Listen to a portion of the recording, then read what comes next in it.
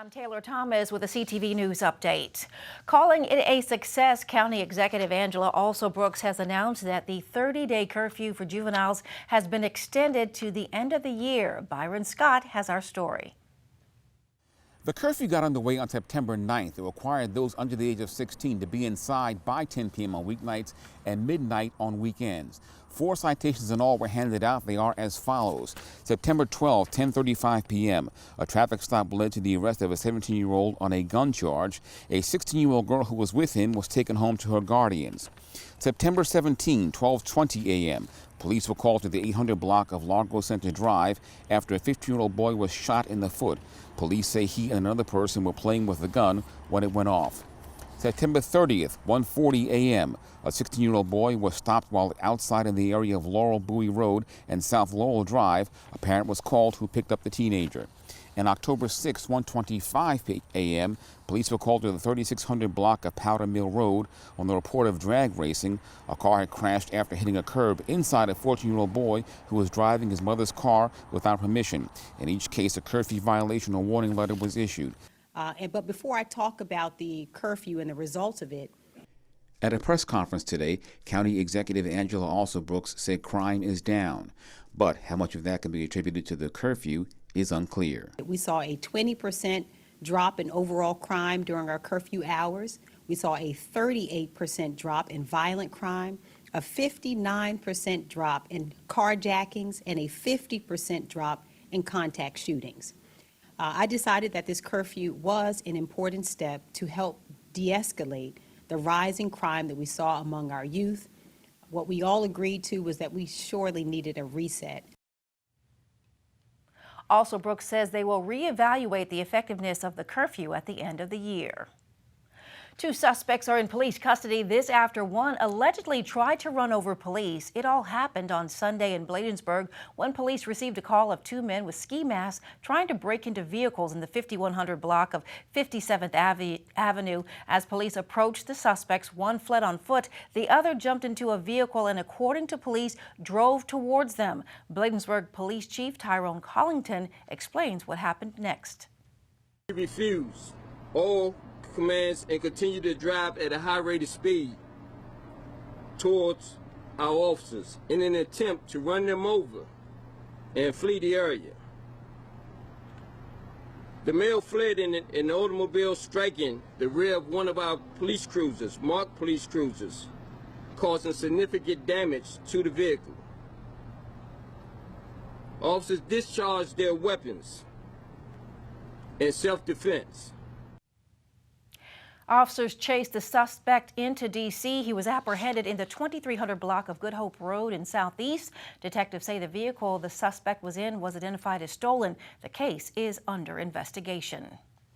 The Attorney General's office releases the body cam footage of a fatal officer-involved shooting in Riverdale Park that happened last month. On September 19th, officers responded to the home of 75-year-old Brian Copel for a report of a suicidal man who had access to firearms. Police say they followed Copel after he ran back into a house and pointed a gun at them. He was then shot by Riverdale Park police officer Chad Sunday. We want to warn you that the video you're about to see is disturbing. Hey, stay down here. Stay down here. Come on. Get up, go, go, go.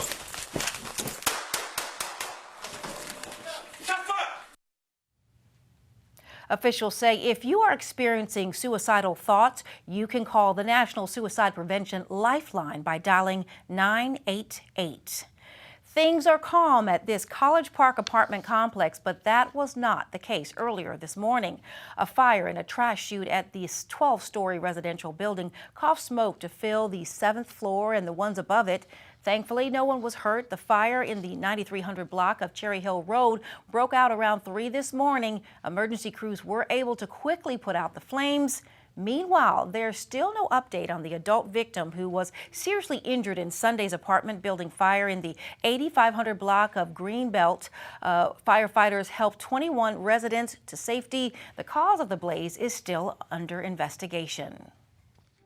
You're watching CTV News. I'm Taylor Thomas. Coming up, open enrollment is around the corner. We'll have the details when we return.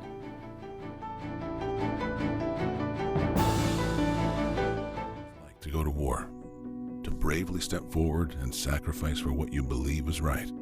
We see those who are redefining what it means to serve, to be a patriot, a hero, and to save lives. From our nation's injured veterans to the faces of courage across America today, we see you, we support you, we salute you. Thank you. Thank you. Thank you. Thank you for your service.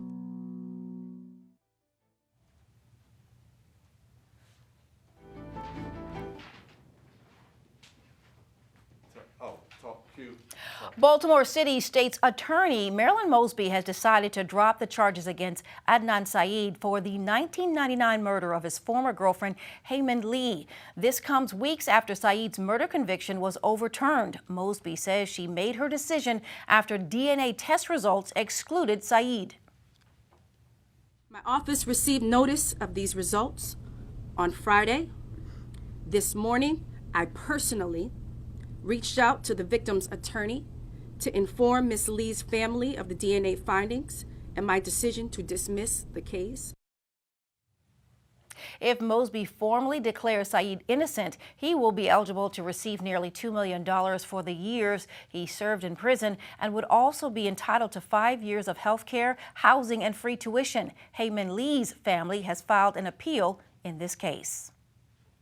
An Accokeek man loses his life in a fatal pedestrian collision over the weekend. 62-year-old William Hall III was in the 9800 block of Piscataway Road in Clinton when he was struck by a vehicle. The incident happened on October 8th around 7:15 in the evening. Hall was taken to a local hospital where he was pronounced dead. A short time later, the driver of the vehicle remained on the scene. Anyone with information about this case is urged to contact police. An Upper Marlboro man is in custody facing charges of domestic violence. 68-year-old Jamie Porras is charged with the first and second degree murder of 53-year-old Kelly McCleary. On October 7th, just after 7 a.m., officers responded to a home on Queen Anne Bridge Road for a report of a death investigation. McCleary was discovered with blunt force trauma and stab wounds. He was pronounced dead at the scene. Porras was McCleary's stepfather. He is currently in custody on a no bond status. All right, well, here are your latest COVID-19 numbers for our area. The Maryland Department of Health has confirmed 719 new cases. The county's positivity rate is at 8.25%. 4 Marylanders have died of COVID over the past 24 hours. 438 people are hospitalized. Maryland seniors, an important date is coming up this week. The open enrollment period for Medicare begins this Saturday, October the 15th, and runs through December 7th.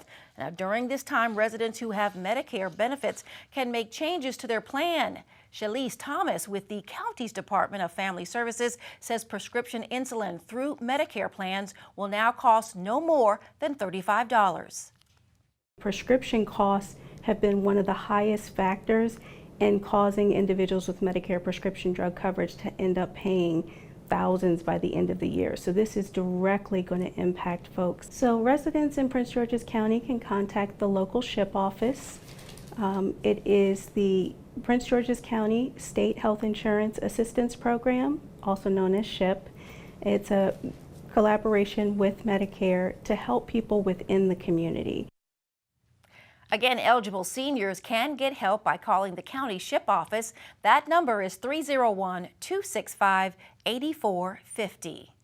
All right, are you planning to vote by mail for the general election? If so, the state says an important date is coming up. Maryland voters have until November the 1st to request their ballot by mail or fax. State election officials say the mail-in ballots must be postmarked or placed in a drop box by 8 p.m. on November 8th. Meantime, the Maryland Court of Appeals will allow the early counting of mail-in ballots. As we reported earlier, GOP gubernatorial candidate Dan Cox had appealed a decision that backed the early counting of ballots. A Maryland gubernatorial candidate decides not to attend an upcoming political event due to its controversial name. Maryland Matters reports that Republican candidate Dan Cox has withdrawn from attending the Unite the Right event. The event, which is a concert and rally, is scheduled for October 22nd. Organizers say the goal is to bring the state's divided Republican Party together. However, a Jewish organization is concerned that the name is a reminder of the deadly Unite the Right rally in Charlottesville, Virginia, back in 2017. Prince George's County has a new WSSC commissioner, and he is Mark Smith. PGCC Chair Calvin Hawkins formally announced his selection this week. Smith replaces Kelly Bell, who was supposed to serve in that position until June of 2023. Bell was let go following critiques made about the utility company's billing system. Still, it was a hard weekend for several local football teams. Stay right there. Your CTV Sports is on the way.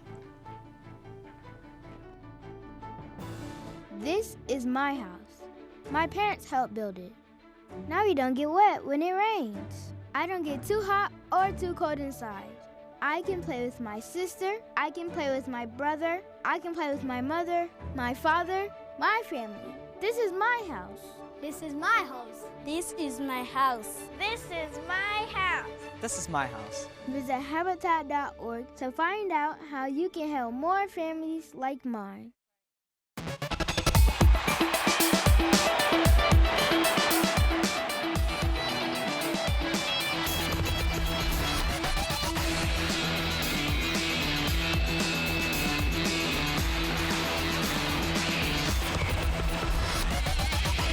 Hey there, sports fans. Happy Tuesday. It was a tough weekend here on the gridiron in Maryland. Now for the UMD Terps football team, the end result was not much different. Saturday, the team hosted Purdue and fell 31-29. Now this one was a tough one to watch because multiple times throughout the game, the Boilermakers basically handed the Terps the ball. Sadly for the Terrapins, offensively, things did not start to flow until it was just too late. Now switching sports, the Washington Wizards did have success this weekend. The Wizards defeated the Charlotte Hornets 116-107, giving the team their first preseason win of this season. But despite the win, Wizards leader Kyle Kuzma said the team did not play to their standard. We didn't play well, because I think, we talk about our aspirations, what we want to do, but, when we're on the court, it doesn't match. So, we got our work cut out for us. Obviously it's preseason and, you may play different lineups or whatnot, but for our culture, it has to be, what we do, and we have to stay on that course. So.